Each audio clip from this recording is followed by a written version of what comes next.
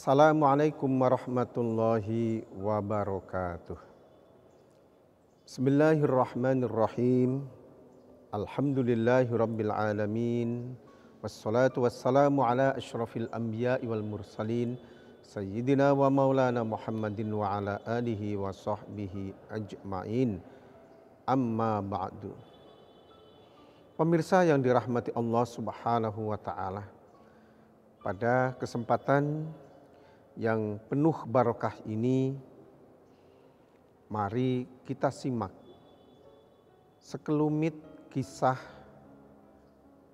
Imam Syafi'i dan Ahmad bin Hambal. Imam Ahmad bin Hambal adalah seorang murid dari Imam Asy-Syafi'i rahimahullah. Suatu ketika Imam Syafi'i hadir di kediaman Imam Ahmad bin Hambal.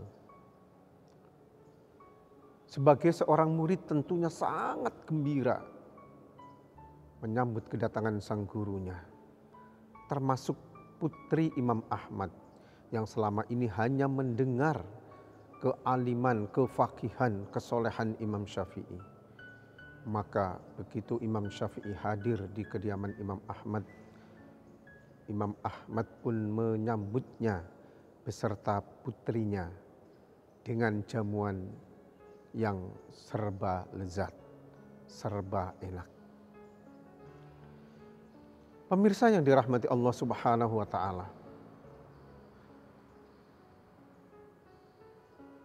hidangan yang disajikan, yang disuguhkan oleh Imam Ahmad itu pun kemudian dilahapnya oleh Imam Syafi'i rahimahullah.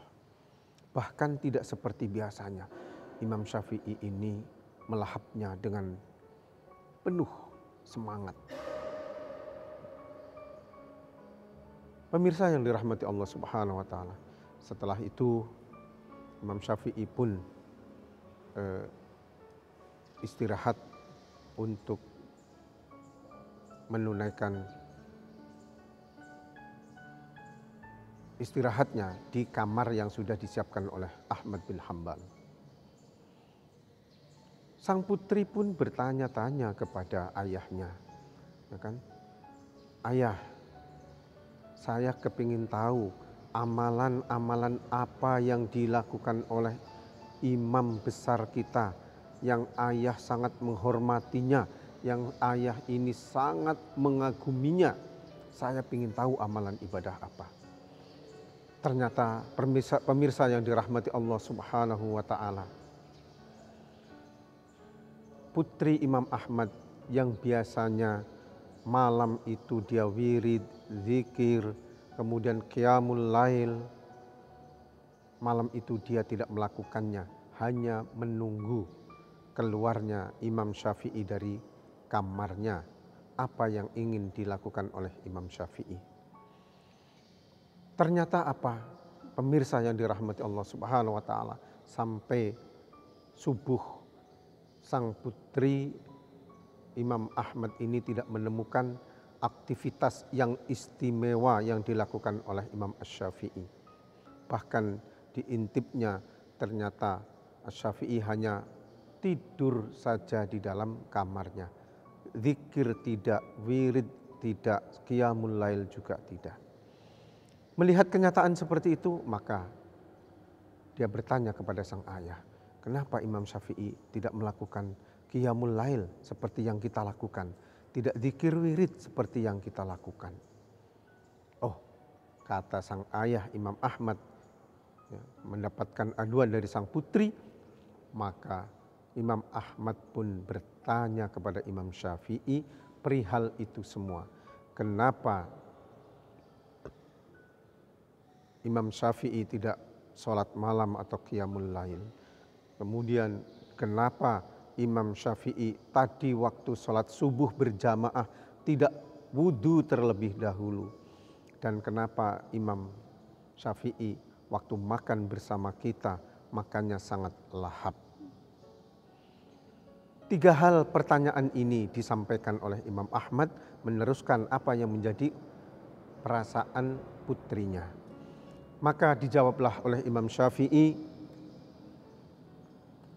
saudaraku, muridku Imam Ahmad bin Hambal, kenapa kok saya tidak wudhu terlebih dahulu ketika sholat subuh berjamaah bersama tadi?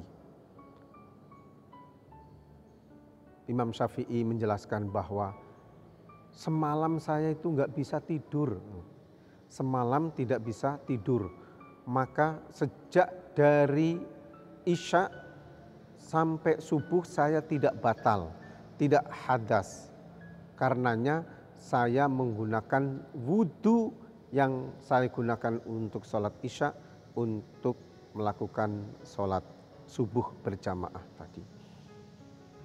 Pemirsa yang dirahmati Allah Subhanahu wa Ta'ala, ini menunjukkan isyarat kepada kita bahwa kita boleh menggunakan satu wudhu untuk beberapa sholat, termasuk sholat fardu. Contoh, kita sholat asar berjamaah tadi sampai maghrib belum batal, maka boleh kita terus melaksanakan sholat tanpa wudhu dulu.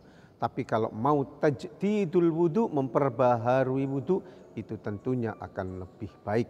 Nurun ala nur, cahaya di atas cahaya. Kemudian yang kedua, kenapa kok saya tidak qiyamul lail, tidak sholat malam, tidak wirid, tidak zikir? Imam Ahmad, dalam pembaringan saya tadi, saya tidak bisa tidur. Ternyata apa?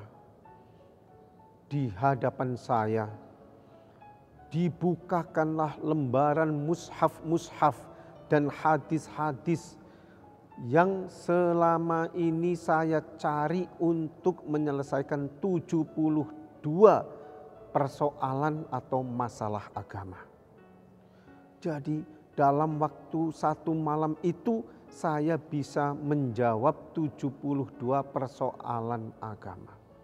Makanya saya tidak bisa tidur karena Allah menyingkapkan setiap lembaran-lembaran mushaf yang di jawaban-jawaban, dalil-dalil, hujjah-hujjah yang saya butuhkan untuk menjawab persoalan agama yang itu sangat dibutuhkan di tengah-tengah masyarakat. Subhanallah. Pemirsa yang dirahmati Allah Subhanahu wa Ta'ala, 72 persoalan agama terjawab dalam satu malam dalam pembaringan itu. Kemudian yang